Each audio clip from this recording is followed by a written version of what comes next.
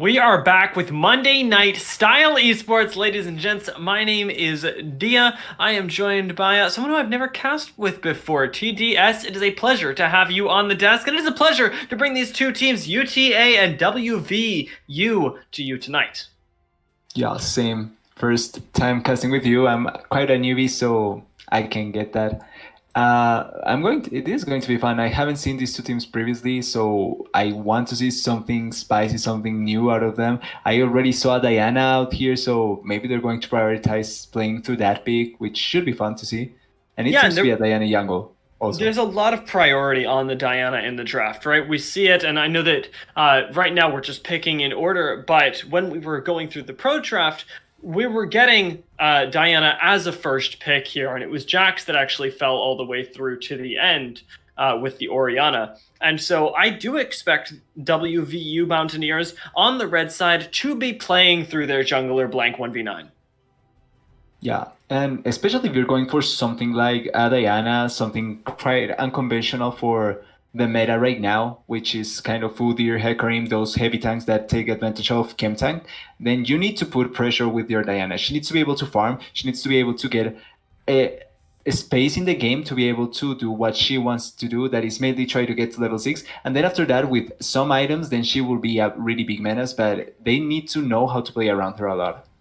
Yeah, in something that I think WVU should be able to coordinate, because it makes sense if you haven't seen these teams before that there's some unexpected values here. But WVU, even though we are new in Style Esports Season 7, have already played several games. They've played as a squad, and I think this might just be their style. Is this slightly off meta? Because when you look at the other side, UTA, they have the Jinx, they have the Udyr, they have the Sion, they have the Victor. What more can you ask for in terms of meta? Yeah, and especially I feel like being a little of meta is not always a bad thing, because teams tend to over prioritize picks just because they are meta, and sometimes just forget about trying to make the composition something that is logical. So for example, if you go for a Sion alone without anything that can do sustained damage behind him, then Sion is almost useless. He can deal damage, but he's not going to carry a fight just because he's tanky. And I think going for meta picks can be good in the way that if you are able to get a composition around that of meta pick that is good enough, then you will get a big advantage through that alone.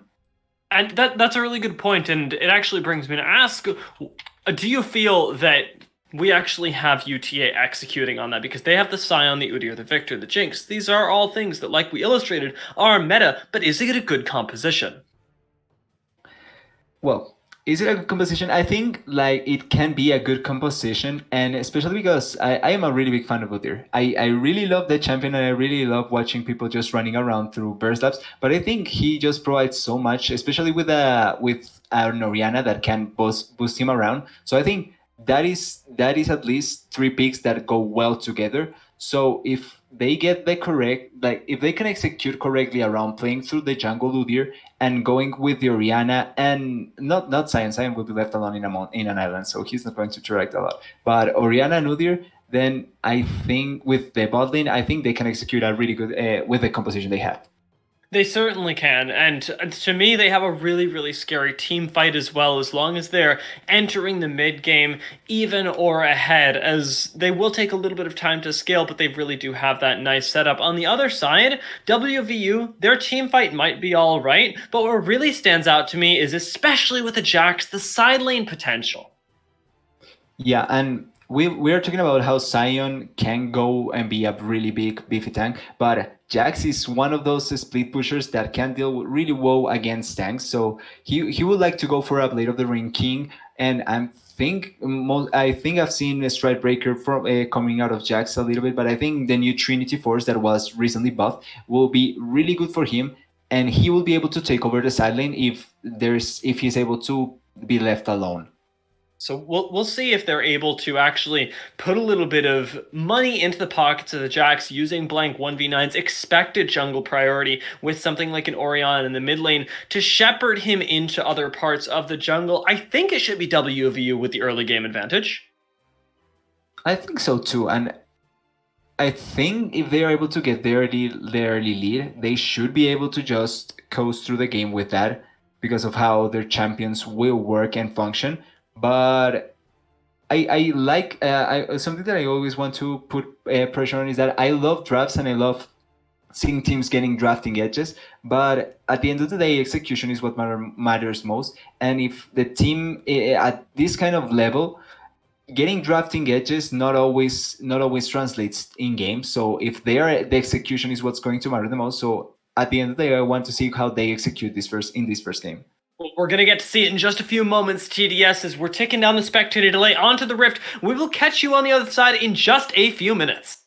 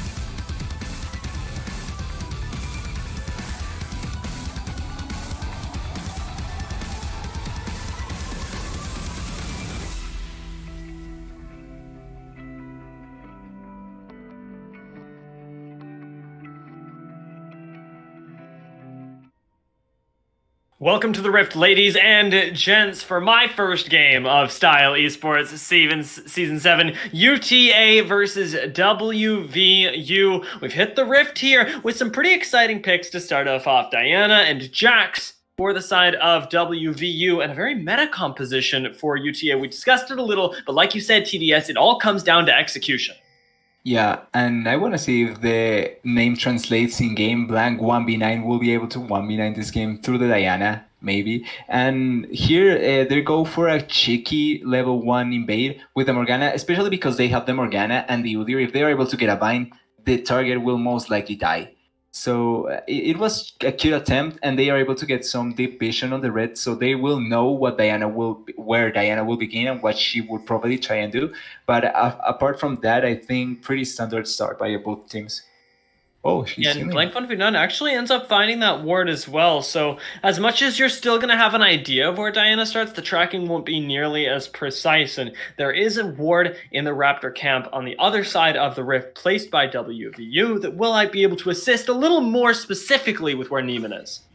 Yeah, and that ward will be able to, I think through the clear, they should be able to, at the last moment, be able to see the Udyr. So they are going to get the information edge out of that. Because Diana will know she started topside, but right now she could try and go for a cheese on the Sion that she will most likely not try because it's a Sion, but could happen, or mid as well. Worth noting that we could see a little bit of explorative pathing come from the Diana, but from what it looks like right now, both junglers are going for full clears of at least their top side, and at least the bot lane to do things like this. Take these aggressive trades. Yeah, and they should, especially because they have the Jinx, the Morgana. They should be able to pressure early on, but they also are two squishy champions. If the Nautilus is able to get on top of someone, even with the Black Shield, ooh, nice bind. How? What an ace in the bot lane as Joker Homie takes a small chunk from Cheese Wedge, but ultimately still is throwing out these bindings and hitting a lot of them. Yeah, and what I Oh, was well, what my oh well Casper my cursed it. whoa. Should be able to survive here. His heal does end up being used by B Kim, and Ace Joker Homie gets out alive, but he's put his own lane on the back foot here. Yeah, and that was one of the points I wanted to put on, that even if the Black Shield, which is kind of the main defense mechanism in that bot lane, is not put on the correct target, then Nautilus, the hook from Nautilus and the passive from Kai'Sa will be able to trade so much damage on these two squishy targets, so they should be careful of that as well. They certainly should, and especially with Diana finishing her clear, we could see some junglers start to gank this bot side. Neiman is in position. I'm not sure if he was spotted by the minions there, but he's on the wraparound and wants to try and gank this Kai'Sa Nautilus game. Ends up finding Mei Hatsume, but also finds himself in a 1v3 oddly enough, and Blank 1v9 chases him out of the river. Yeah, Diana putting pressure right there. He really bad decision by the Udyr. He thought maybe they could try and gank, not knowing that Diana was going bot side. And because of the pressure that the bowling were able to accrue from the early trading, they are able to just collapse on top of the Udyr easily. And now Diana has an advantage on top of the Udyr and may try and go for the next Scuttle Crab if she's able to clear this quickly. But I think Udyr will be able to get there before.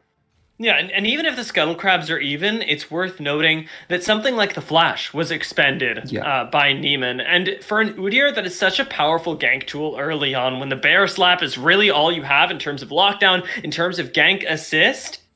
That sort of ability to instantly gap close now missing puts UTA on the back foot and lets WVU take the early game that they really need to find. They're trying to take what looks like a 2v2 in the jungle here because Richard is rotating over. Then Angry Boys is on his way, but Neiman's got to survive for that long, and Conqueror's already procced on Blank 1v9. Obama Fortnite is coming down as well, but Blank commits to the fight, almost picks off Neiman, but doesn't quite get the last hit. Richard is under fire, burns the flash to get over the wall, and he cannot be helped right now. Should have the HP pool to survive as Victor finds the shield and is able to live just barely in a 1-for-0 in the favor of UTA.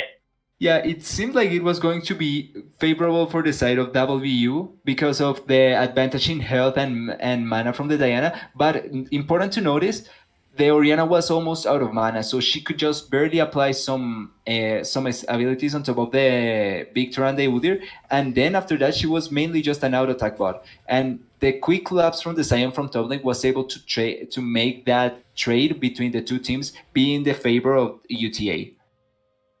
And it's a problem here because I don't think WVU really realized the advantage that they'd gotten in the bot side. Yes, they forced Udyr out, but the big thing for them was that they denied him the flash. As we're going to see a trade in the bot lane, which may or may not end up in a kill. It shouldn't, as Cheese Wedge has certainly enough space to escape, and he will. But, as I was saying, burning that flash from the Udyr wasn't consequential in that trade at all because everybody was meleeing him anyway. Yeah. Yeah, if he's able to just run on top of you either way, the flash is really not going to matter a lot. And it's going to be a trade. I don't think he will get the kill. No, Obama Fortnite does get a good trade though, and on the Jax has been performing pretty well, although this time he is also missing a flash here as he gets chunked out by Angry Boys even further, the Sion really sustaining through the lane. Yeah, maybe I should rethink what I think of Sion. That was so much damage on top of the Jax. Even though he's just going tank, he doesn't even have damage.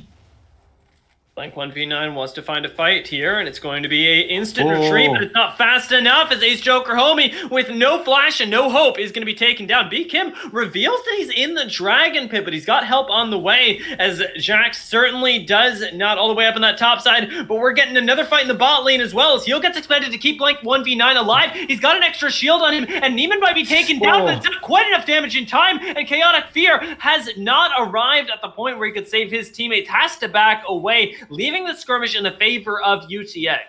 Yeah, it ended up being a 2-for-2 because the Morgana just respawned and it's back alive. But Quick, okay. He doesn't have Chaos Storm. Maybe the Rana can trade.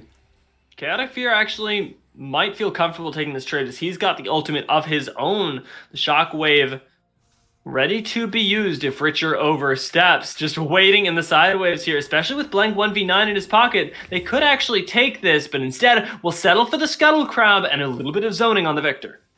Yeah, I thought maybe he could have gone for the shockwave on top of the Victor because they know that the flash is down as well as he doesn't have the storm, the chaos storm. So the amount of damage from Victor would be minimal there. But on the side of the bot lane trade, I really like the quick rotation from Victor. He was quick to respond, and they were able to trade 2 kills from the bot lane. And Jinx, although she doesn't get 2 kills, she's able to get the push and then be able to reset easily as well as to assist. So she's still en route to becoming the fearsome hyper late game carry that she is.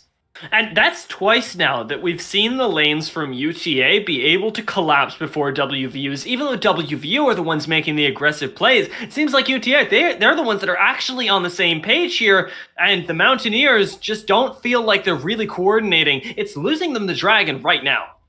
Yeah, and maybe some of this may can be because of the in the difference of champions that they are working on. Because yeah, we talk about Diana being really cheese big and niche big, but she also, like we were talking before, she needs to be worked around on, and maybe not knowing her full limits or her full way of working with the rest of the team, maybe something that is damping on the Mountaineers right now.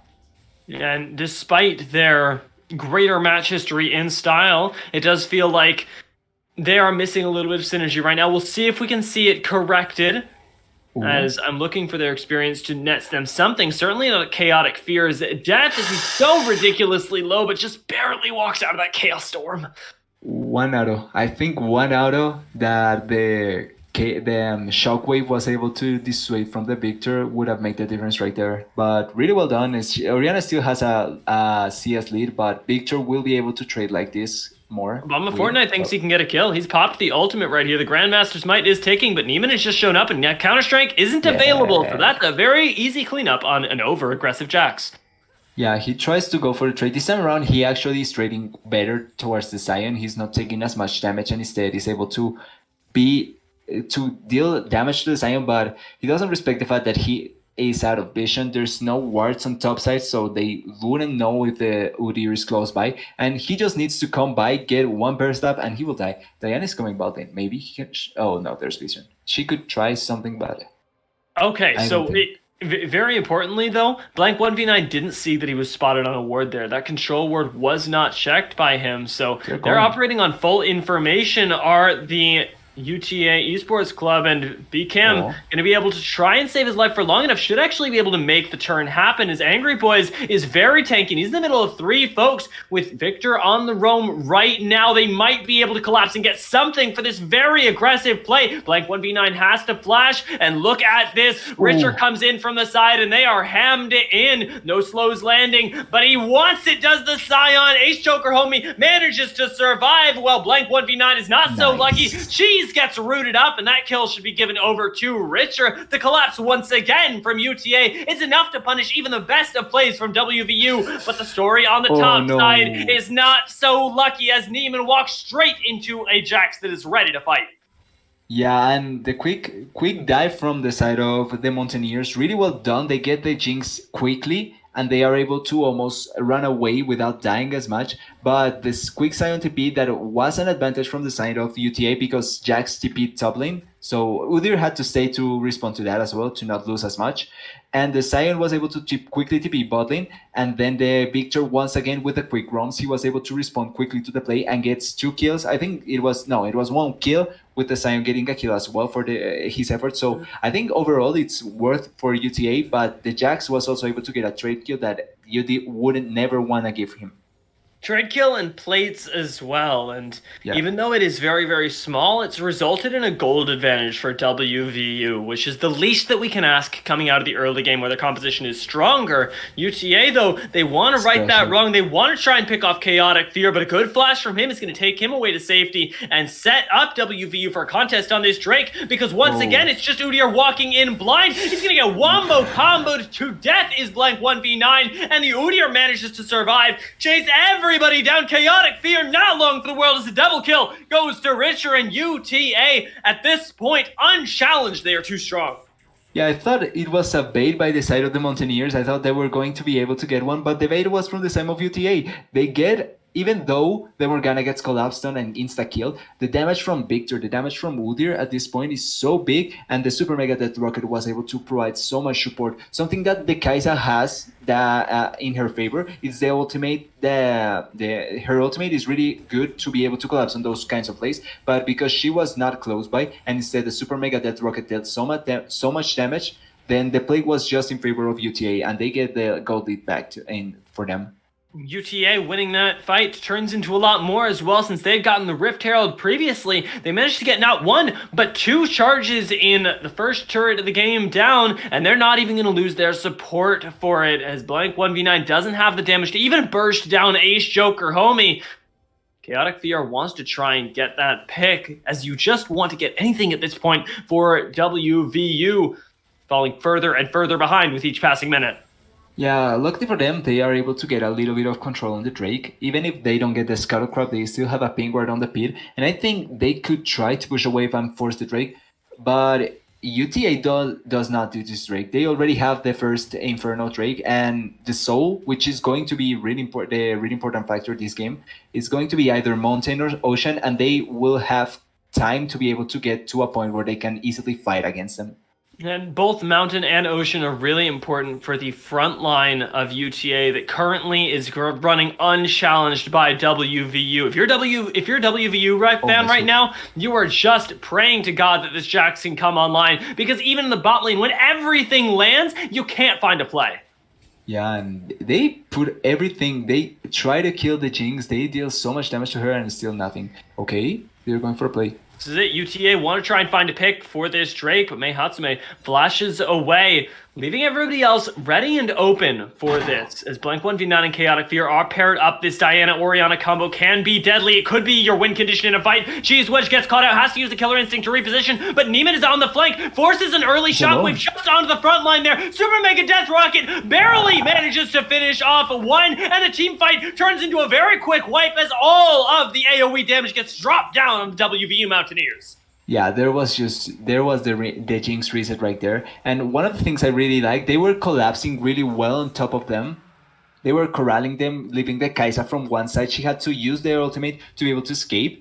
And then the shockwave was used, I think, only on the Udyr, which almost didn't die. He was able to survive so much damage. And then it was easy trade kill for the Jinx and the Victor coming from top lane, which was something I really like. Wait, I don't think this is a good play. Or maybe I'm wrong. I mean, the thing is, you're right. Okay. Like, there should be no way that Obama wins that, but at the same time, he kind of has to, and it's the barest of mercies that he gets out alive, because he wasn't at the team fight. He just managed to get the tower, and it's not a steep enough price to make UTA pay for taking the dragon and the team fight. You're just falling further behind. Yeah, and right now, the Jax, like you're saying, Jax is kind of their only hope in being able to try and get something in the side lane, because he's going to be able to fight almost anyone, but at the same time, he's almost going to be able to be killed by the Victor and the Sion, or at least not the Sion, but he won't be able to kill the Sion so easily. So he's at the mercy of what Mountaineers are at the mercy of what Jax is able to do right now, and I don't think it's that much in comparison to what UTA are able to do in the map. Although the Blade of the Ruin King was just picked up for Obama Fortnite, and my question to you is, as a color who, I maybe don't know all these things, but now that he has the Blade of the Ruin King, I would expect him in my solo queue games to start winning the 1v1s. Is this when it turns around? He's gonna start winning the 1v1s, and he will most likely win. He can really easily, I won't say kite, but he can fight against the Sion, and eventually he will be able to run it down. The problem I see with that is that I think the Udyr and the Sion can work well together to just dissuade that.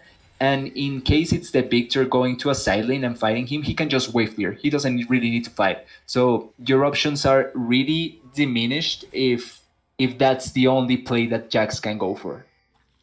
There's definitely counterplay here for UTA, and they've been taking advantage of a lot of their options here, but more so they've been taking advantage of the mistakes from WVU, and you see another one right there, right around the second Rift Herald spawn, and it's going to be yet another neutral objective getting put into the pockets of UTA for use at a later date. Yeah, and they are trying to get vision so that they can try and work around, but they have the Morgana Vine in. They are walking blindly towards a Morgana and a Nudir that can instantly stun you and kill you. So I don't think that's the safe play or even the correct play at all. I think you just need to try and lay vision around the Jack so that he can try and do something. But this is what I was meaning. The Victor is going to have the range to be able to. Oh, okay, wasted stopwatch right there. But yeah, the Victor is going to have the range to be able to just push waves and not can have to interact with the Jack. So I mean, ultimate? we can get a shockwave as much as we want, but what really matters is the follow-up from Blank 1v9. There are no squishies in the mix, so BKim is ready to free fire, although that is going to be put to a very quick stop as the death charge comes in, and this is definitely a losing fight right now. Richard's showing up to try and salvage it. Can he do it? He drops the Graviton Field, drops the Chaos Storm, but the damage just is not there, and WVU, they find the collapse when they need it the most. Yeah, and this is off the back of the Oriana. Really great ultimate. I think the shockwave hits 4 people, and then the Diana comes from behind with the Nautilus and is able to get the other members with the ultimate. So they are now getting corralled by the ultimates from the side of Mountaineers as well as the Jax that was coming from the other side. So you're going to fight a fight in a chaotic place where your composition wants to fight a front to back. It's not the ideal way to fight for UTA, and I think that was exposed right there in that fight in the mid lane.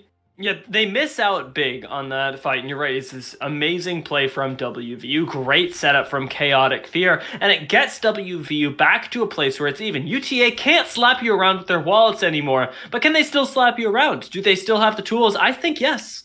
Yeah, they do have.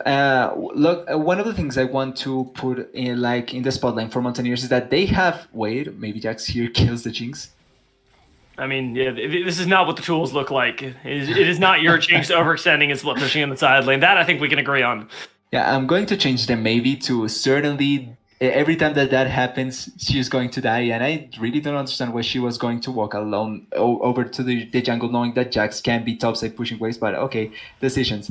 What I was going to say before is that Mountaineers luckily have a good wombo with the Oriana Shockwave. They have the Diana ultimate as well as the Nautilus ultimate as well. So they can control the area of teamfights really well.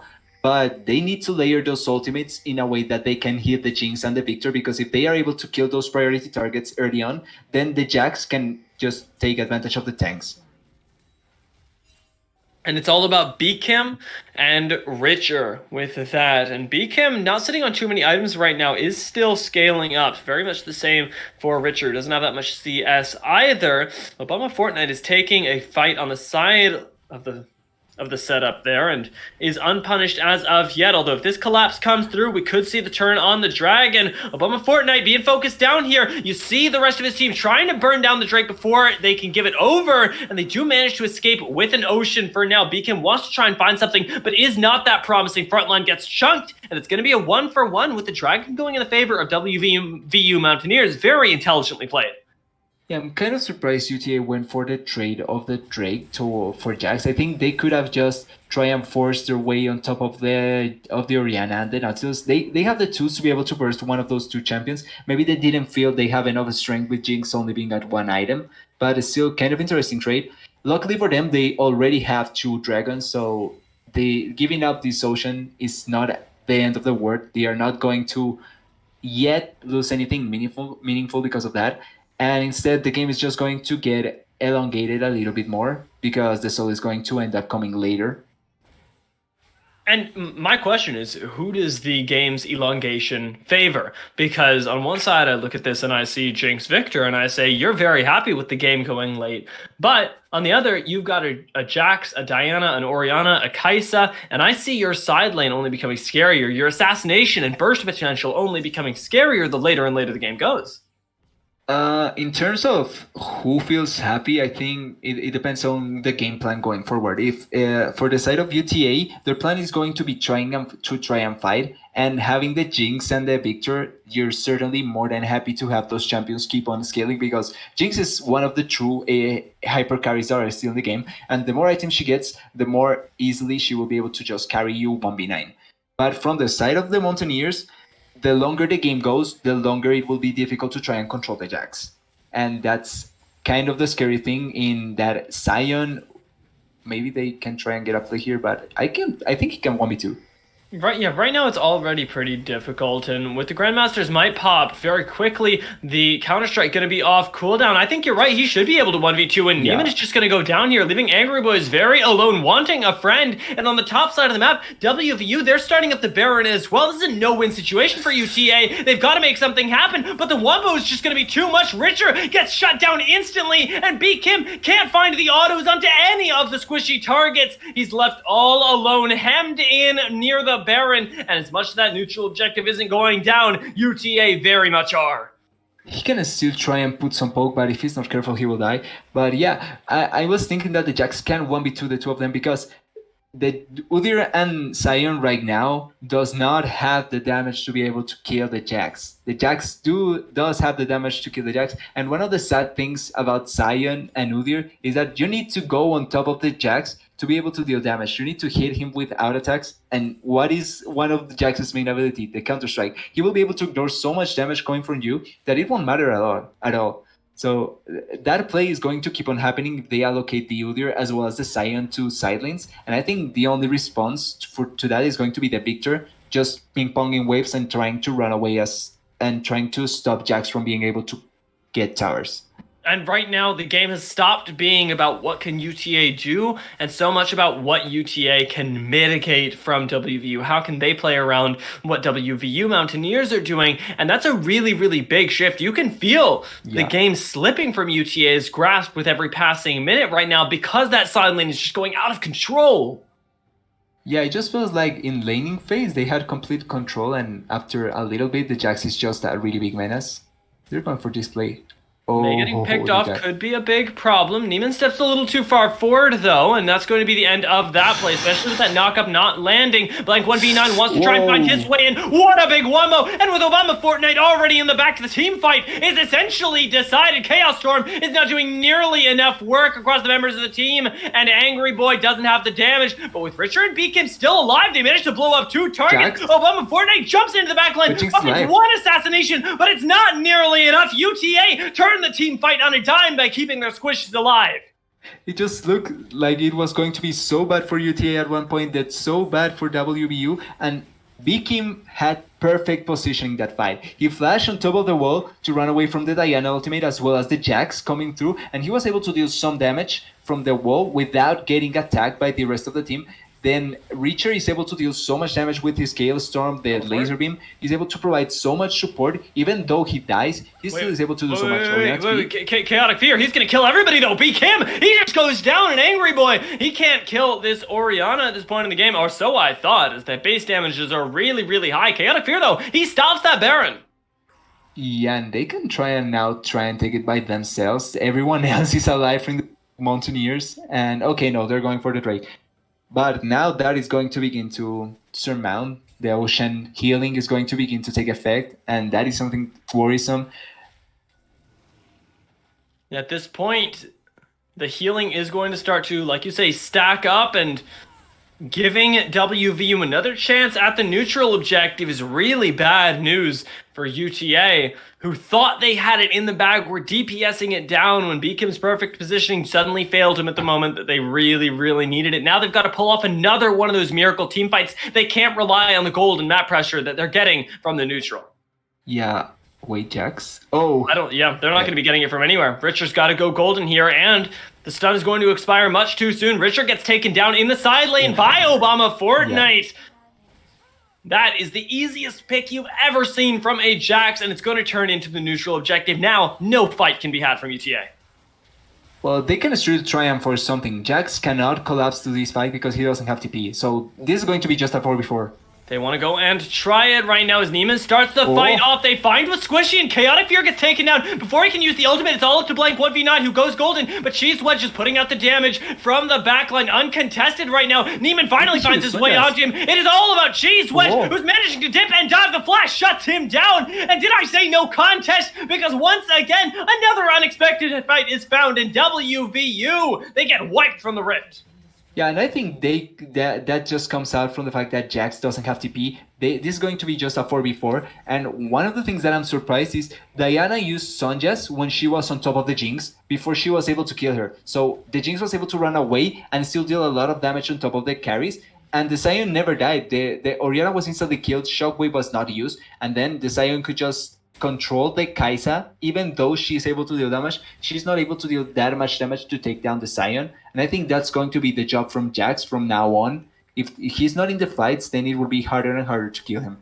Yeah, it's going to be really difficult actually, but as much as the fight is won by UTA, as much as they dissuade that Baron that looks inevitable, the actual objectives that end up being netted from that fight are all WVU. Even though Jax isn't in the fight, he still gets the bot lane tier 2, and it's not answered. Yeah, I think they are able to get one of the turrets, the first top lane turret, but that turret was going to fall eventually. Instead, the Jax is the one that gets an actual lead from that because of the bot lane tier 2 falling down. And now Victor already had to was walking forward to be able to deal with the wave, and now he doesn't have that extra protection from the second tier 2. From the tier 2, so he's at more risk if he's going to contest the Jax in a side lane. WVU, they just want to run this play on repeat. They just want to keep forcing this Baron, and it's only getting better for them right now as Obama Fortnite, now with 3 items, is again split pushing in the bot lane, and all you've got to do is wait it out because the jaws are closing in on UTA. They've got to make a decision. They got to make... We'll go for that. They're going to just start up the Baron. Yeah. If at first you don't succeed, one time it will fall down eventually.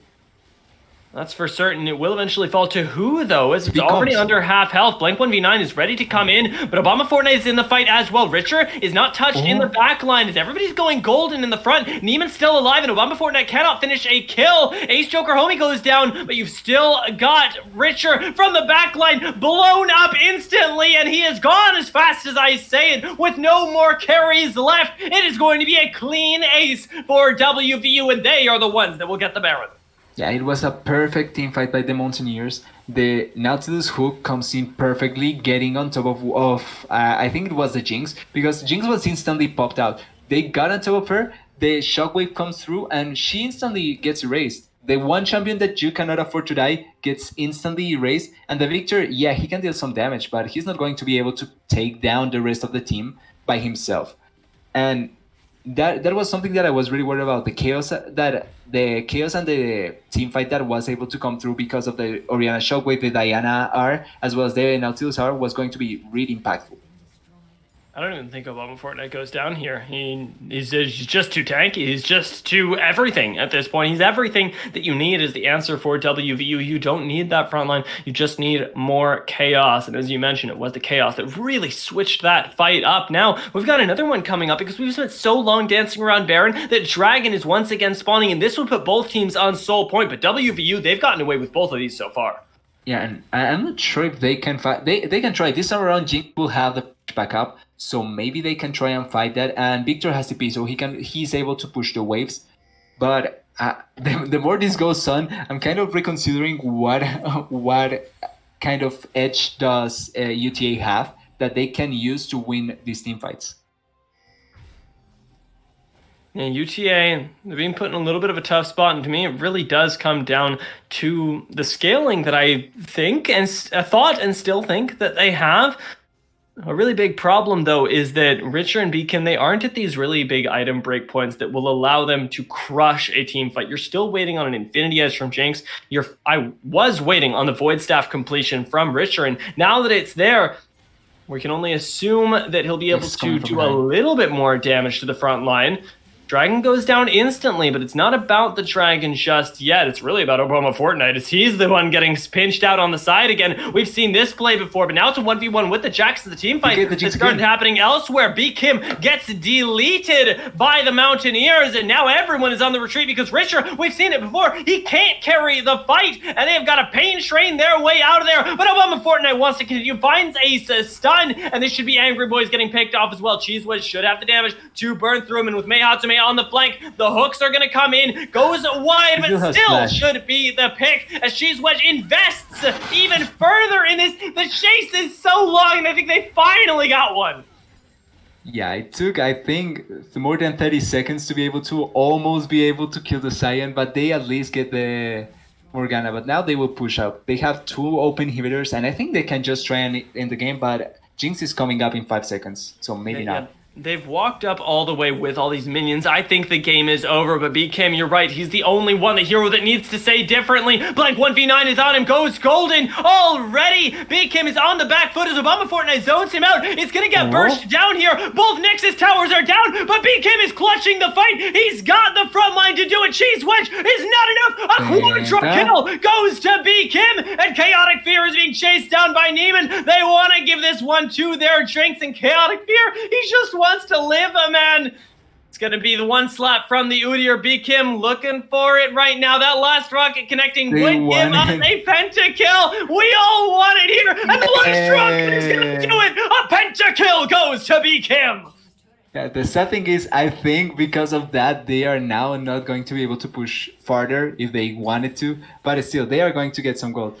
They now have an open inhibitor, and they have a Jax with TP as well as an Orianna with TP, so they need to be careful about that.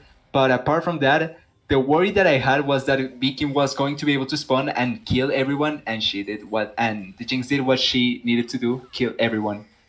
It was just this perfect front to back that they had there because there was so much split focus from WVU, and that's exactly what you need. You need WVU to be occupied with something else other than your carries. So many times they're just tunnel visioning on BKM and Richard, ignoring Neiman and Angry Boys, and that cannot be the way the team fights are playing out if you're a UTA fan.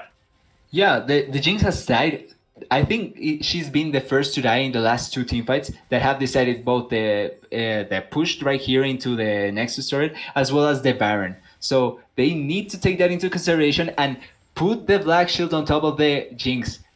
Make her survive. Let her survive, because if she's able to survive, she can deal a lot of damage to be able to kill the carries, the members of Mountaineers. Between this time and last, the difference between BKM is an entire infinity edge. A positive scoreline is ready and raring to go. That's a win condition if I've ever seen one. But their base, remember, is already in shambles, and it's very easy for WVU to play the pressure game and knock out UTA that way if they don't want to take the front-to-back fight. Yeah, Jax can just hit 4 times the Nexus. I think it's going to fall down. So they need to be careful of that as well. But this is the difficult part. I think they can win. Oh, wait, Sion? Yeah, Cheese to Edge overextends, but there's no follow-up on his engage, so it should be fine. But Obama Fortnite in the base is anything but fine. He's just going to end the game by himself. One last auto does it, and Obama Fortnite clutches the game for the WVU Mountaineers. Yeah, and we were talking about this. He just needs 4 out attacks, and he's able to take down the Nexus. I thought there was going to be more of a climax to this, but still. The game ends in a surprising way, because I thought the front-to-back teamfight composition by the side of UTA was going to be able to be executed better, and they were going to get the advantages. They got the advantages at the start that made them go well in the game, but I think teamfight-wise, Mountaineers executed better because they were able to get on top of the Jinx, the one true carry of the game. They were able to get on top of her really easily and delete her from the fight. And she was never, apart from I think one fight in the red side jungle and the last fight in Nexus, protecting the Nexus from their side, she wasn't able to do a lot. Even though the damage is there, I think that's over exaggerated because of those 2 fights, because she was deleted so many times that the fights always feel like they needed to be carried by the Victor, and Victor is not a champion that you want to leave alone and carry alone. No, he's somebody who really will step up big in the fights, but in this sort of silent way, Victor tends to come over the team fights over time, right? And once the pressure's all on him, he really can't execute. And that was a really big problem for UTA. We'll see how they address it going into Game 2, as we'll be getting to it very shortly here at Style Esports. We'll be right back in just a few minutes with your second game of the night.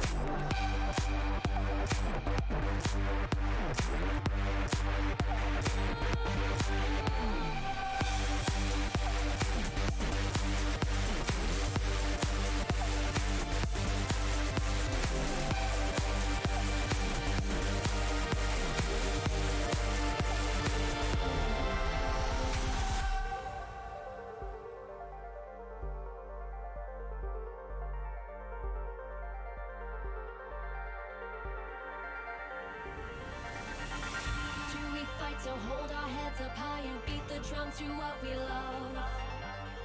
Risk the follow, we have felt it all come crashing down from far above. Stars are rising, countless worlds colliding, only one will take it all. Can we bring to fall the giants? Can we make the final call? We are the ones to ignite the darkened skies, the champions of the world that we defy. A solo ride of the few who rise up high, and we all fight at the last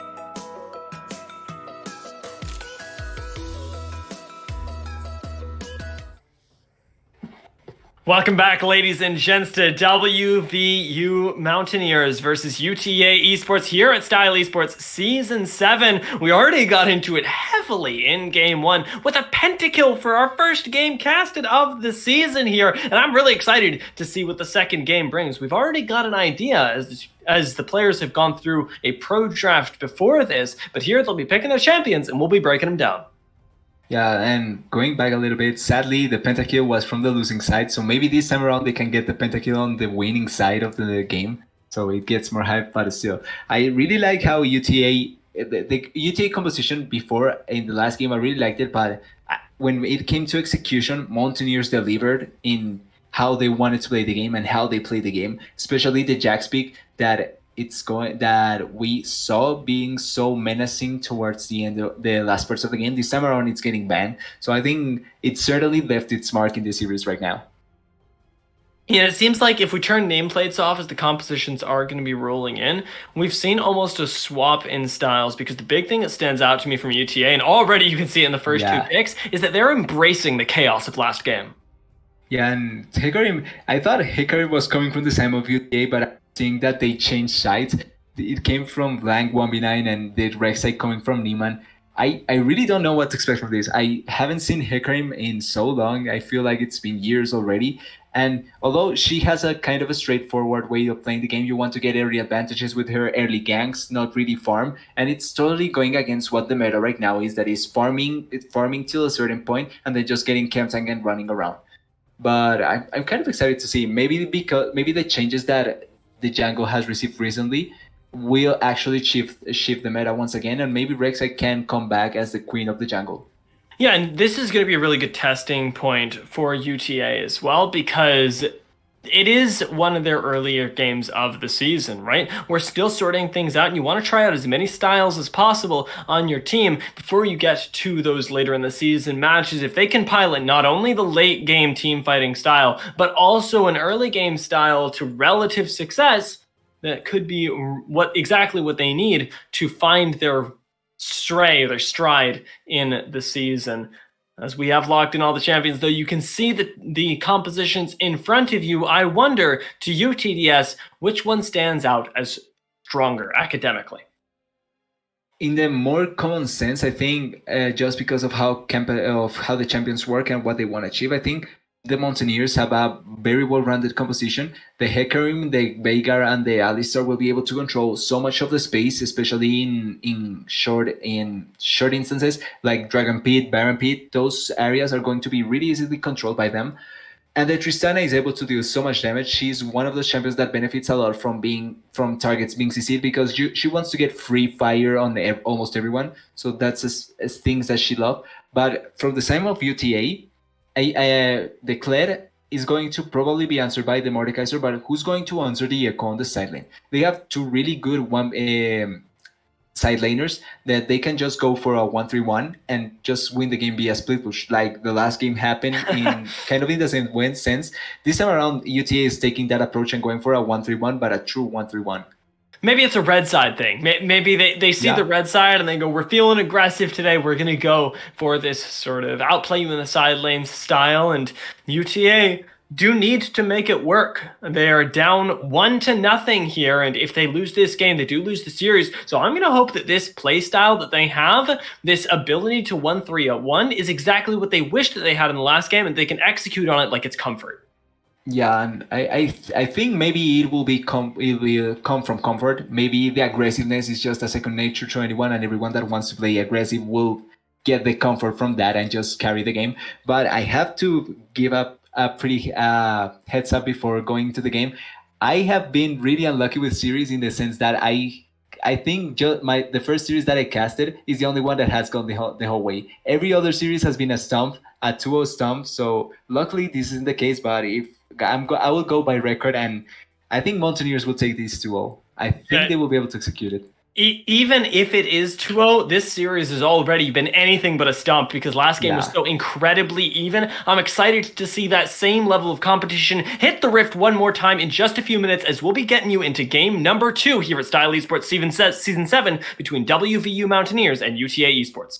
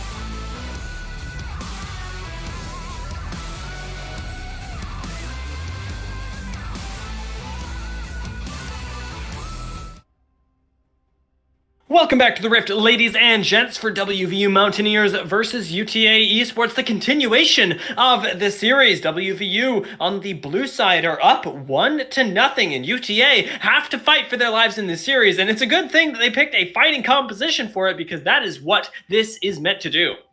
Yeah, at least they show that they want to go out swinging. If they do go out, there's a still chance. So not they want to go in swinging. There we go. Yeah.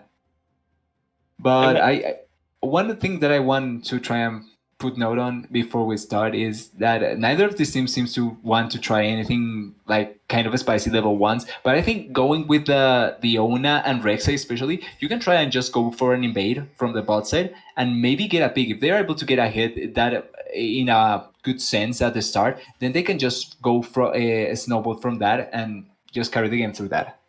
And that really is true at all points in the early game. As long as you've got this Leona Rek'Sai together, you can wreak havoc, you can find plays, and you can start setting WVU sincerely behind. This time, WVU have adapted to a scaling composition where last time it felt like they were a little bit early game skewed. They still ended up taking the game a little bit later. They've really opted into that. And UTA, they've got to take the option away from them. Yeah, and we see here the typical start from the junglers. They are not going for something out of the common. They're going to just clear their buffs. But depending on who clears fast, I think the Rek'Sai can also try and go for a level 2 cheese gank, what most people know it as, and just try and put pressure on someone in the map, especially having the setup from the Echo level with the stun as well as the Ona stun. She can try and do something like that. That would be really nice to see those, I want to say, put on top of each other. Stacked, there we go, is the word that I'm looking for. Certainly looking stacked is the mid lane, is Richer, very comfortable on the Echo, goes forward as a Choker homie, ends up getting the level 2 first, but it's B Kim who's in trouble as he gets not only exhausted, but big chunked out. Yeah, but the exhaust is from the Tristana. I think she just, both AD carries have exhaust this time around. I think she wasted the summoner. And one thing I'm surprised is that she didn't level up the jump. She went for the Q bomb instead. So even though she gets to be able to deal attack more faster, if she got the jump, then maybe she's able to go for lethal and get the kill right there. Yeah, and remember that B Kim didn't use their exhaust either in the opposite way around, which would have reduced the attack speed, instead saving it for a later trade, saving it for one where UTA know they can kill the bot lane. But it's not bot lane that's looking to be killed right now, as Obama Fortnite has stepped up a little too far, and Neiman is in his lane, ready to go. Nice. Really good path into the back there is going to leave him no choice but to flash Neiman. That might not save his life, as the last auto is going to come in, and Angry Boys picks up first blood. Yeah, and really well done right there by Neiman. He didn't go straight through the lane, but instead used the tunnels, one of the mechanics of Rek'Sai, if you forgot, towards the backside of the lane. So he's able to get the good knock-up on top of the Mordekaiser. And then even if the flash is used, they still have the Q, the bird trap on top of their Mordekaiser, so he's not able to run away as easily. Yeah, really, really difficult position to put Obama Fortnite in. Great coordination by UTA to pull that one off, getting the wave state just perfect for that gank. Now Angry Boys is stuck a little overextended, but should be able to shove this into the tower and get his own reset off as Neiman continues the ganks in the mid lane. The layering of the CC could be just right, but Chaotic Fear steps too far out, and Neiman is going to have to stop it right there. But Blank 1v9, he is here to continue carrying this skirmish, wants to finish off Neiman, wants to find the second blood of the game, and he's looking for even more on Richer. The red buff is ticking, and a double kill goes over to Blank 1v9. Yeah, and right there, a little too overzealous for Neiman. He got the correct idea and he tried to execute really well, but he was far away from the Veigar. And even though he gets on top, the exhaust was also available for him. So I think they're just trying to force more than they need to. And instead, if they are able to just get the flash and then re-gang again the Veigar, they get an easy kill after that. But now they give over 2 kills to the Hecarim, and the Hecarim already had a really big advantage in farm. He's right now 11 CS ahead, and now has 2 kills to boot. Yeah, and he can continue to put a lot of pressure down, but B Kim is getting pressure put on him in this bot lane. Blank 1v9 wants to finish it off, but Ace Joker Homie, he's the one really bloodthirsty here. Finds the Zenith Blade again and forces the flash this time out of Cheese Wedge. Neiman's in lane, but the lanes are not out of trouble in other places as Blank 1v9 visits that mid lane again, gets his mid laner a kill, and the jungle difference right now, just in terms of the kills, the gold they're generating, lies in favor of Blank 1v9. Yeah, and Neiman this time around wants to go again for a gank, but he's really far away from the correct play, the correct way to set up the gank, so he's not able to do much. And instead, in mid lane, now the Echo doesn't have the flash. He just has CC, but if the Veigar is able to get the prison on top of him, then the Echo doesn't have any way to escape. He's going to be a sitting duck for the Hecarim to come in and just get the kill, and he doesn't have ultimate as well. Okay. Oh, well, whoa. That's a very easy level 6. Obama Fortnite ticks that, and he just, takes Decled down, presses Control Alt Delete on him, and that's one lane that was going well for UTA that has now been stuffed. Now, which lane is going well for them right now? The bot lane is without summoners. The Tristana is not going to be at much risk if she gets her rocket jump out. Mid lane is now falling far behind. Still, he still has the minion advantage, but he's behind now in levels as well. And top lane now has lost his edge. So this is going to be harder for Neiman to be able to get an advantage that they desperately need. Yeah, and it's got to be around what I can only imagine to be the dragon, because this sort of bot lane skirmish potential with Richard, Beacon, Ace Joker Homie, they've got all of the CC that they can layer in a very strong skirmishing composition added to by a Rek'Sai here. You should be able to get the first dragons of the game, not one, but two. Yeah, and one of the lucky things for them, if there's any, is that if they are able to get the first drake, that is a cloud. Wait, but...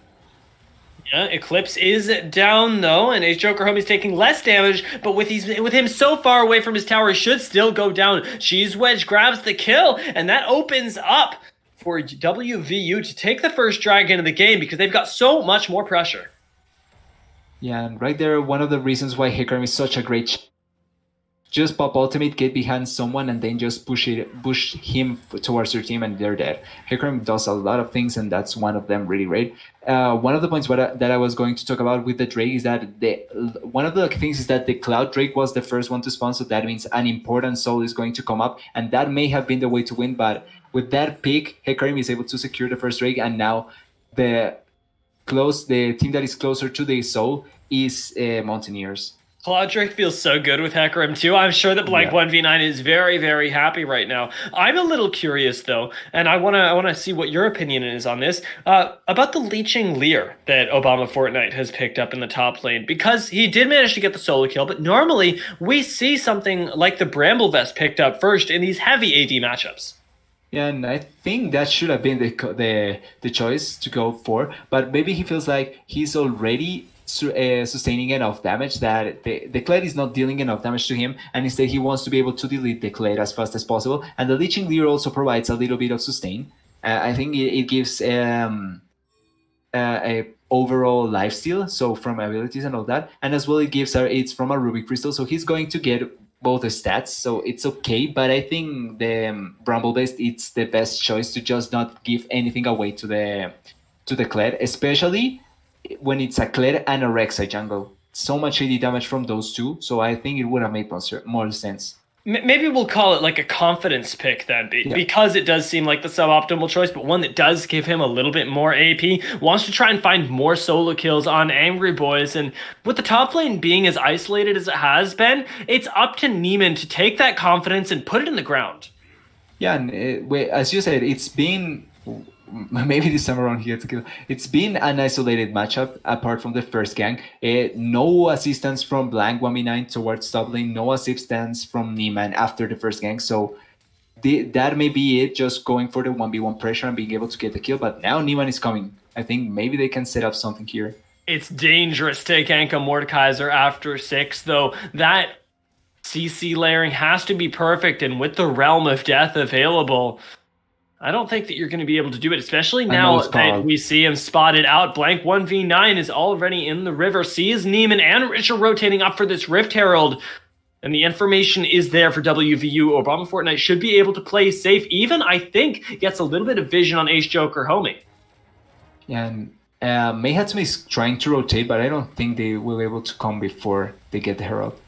Chaotic Oh. Fear getting burst down here. Good job by Richard to get himself away. But will Chaotic Fear do it in time? The Blast Cone saves him, but not for long. His double flash and an ultimate is invested. Blank 1v9 on the back end, though. He swoops in, steals away the Rift Herald, and almost kills Richard in the process. Does manage to secure the objective, but WVU give over 2 crucial kills. Yeah, I thought they were going to secure the Herald and then go for the play, but they leave out the Herald. But crucially, they get the Veigar kill and the shutdown on the Hecarim for the Kai'Sa. So now she's going to be able to fight again as a champion. But the Mountaineers, although they get picked on, give away 2 kills. They get the Herald as well, and the Tristana was bot lane all that time. She's getting plates alone as well as XP, so she will get more gold and more impact in the game as if this is not going to be positive for UTA.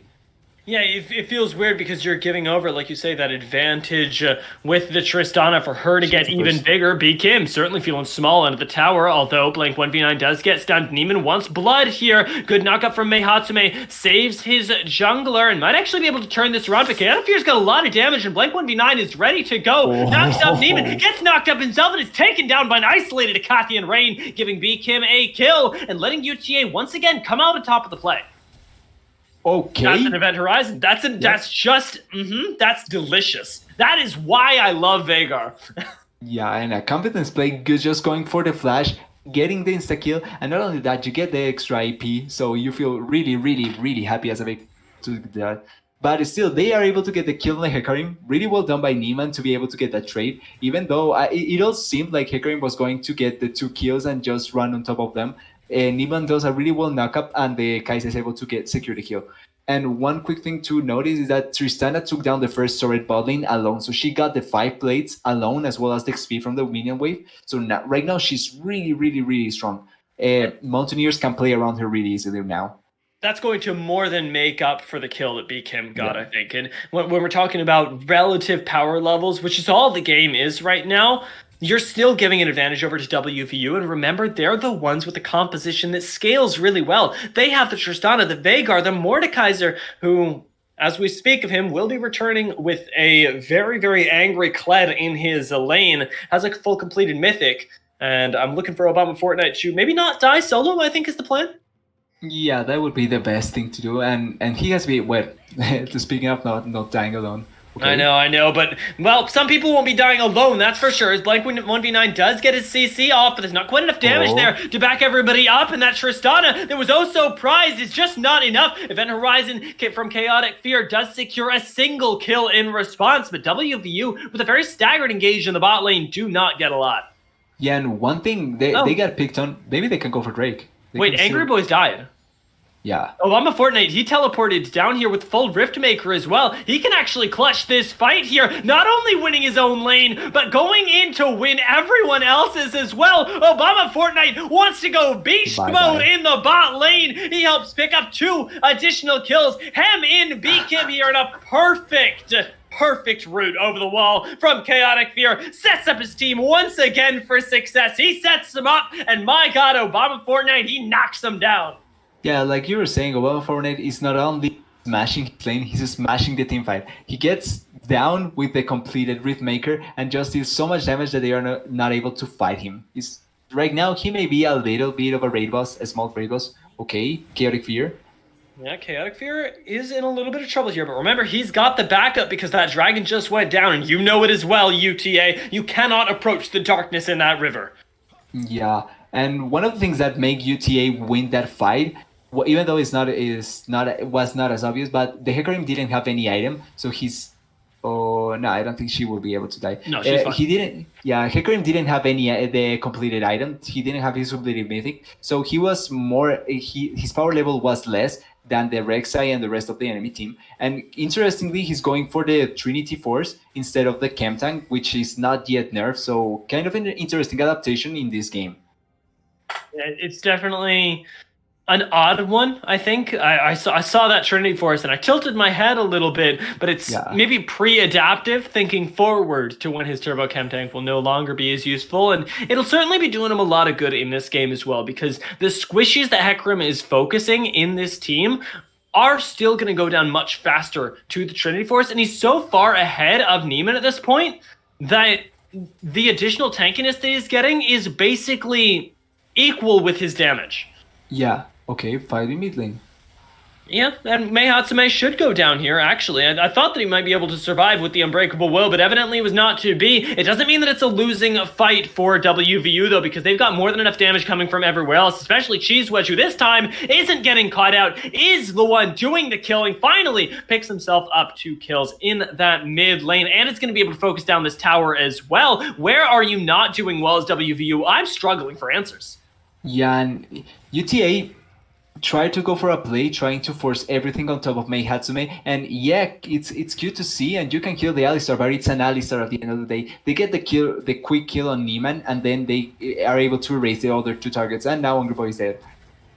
Certainly should be, as even the AoE damage is enough right there. 2 turrets go down to the Tristana in mid lane, and take a look at the top of the screen here. It's more than 6,000 gold. It's 8,000 gold in favor of WVU, only at almost at the 10k death mark. Yeah, this is just spiraling out of control, and it's kind of interesting because the composition from the Mountaineers was the Tristana Veigar with the focus, I think, was to be able to get control on the turrets and take them down. Like in Season 5, there was during the Cloud9 run at Worlds, they used to play this combo where Veigar was just the stun bot and Tristana would take down the turrets. And I thought that was their plan, but they are just winning through laning phase and taking control of everything, and the Leon is getting collapsed. And this is a very different WVU than we saw last game, because their lanes were going okay, but it didn't seem like it was really anything special. It was really about this Jax, because the map was kind of falling apart and they managed to outlast. This time, it doesn't feel like an outlast. It feels like they're just playing this full court press at every point in the game. They're doing very, very well, looking for plays at every opportunity, and Mei Hatsume finds yet another one. Solar Flare is eaten by Chaotic Fear, but it's going to be Ace Joker Homie that eats the damage and goes home. yeah, and you can try and run away, but try and run away from a Alistar stun, and then after that, and Veigar E. You are getting so much CC on top of you that you really can't do anything.